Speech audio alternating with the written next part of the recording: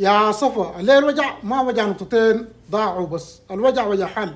كنا مستنين الزعيم يواصل سطوته في الدوري الرواندي ويمتعنا بالاداء والنتيجه، لكن الليله قدام قاس سوقي يونايتد الكوره عاندتنا والتعادل 1-1 نزل علينا زي كأنه ناس الهلال ما عايزين نفوز وناخذ الصداره منه.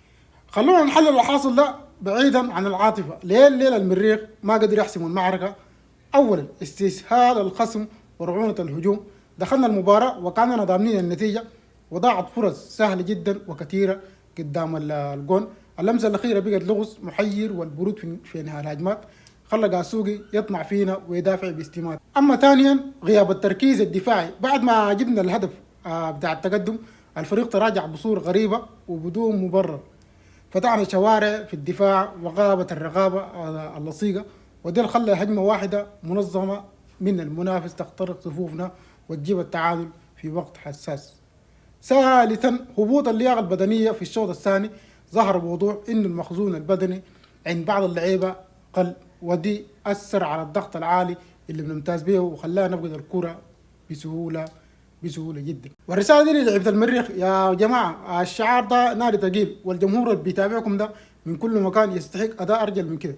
الدوري الرواندي ميدان لاثبات الذات، وما في فريق صغير في الكوره اللي بيدي الميدان حقه، الميدان بيدي في النهايه.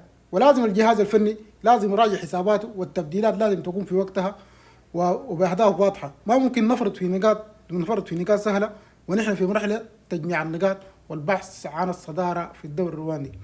يا صفة السودان رغم التعادل المر بنقيف خلف الفريق في الاوقات العصره وبتصلح المشي، والزعيم لابد يرجع لهيبته الكرويه في المباريات الجايه. المريخ بيمرض لكن ما بيموت، والرد دائما بيكون في الميدان يا اخواننا.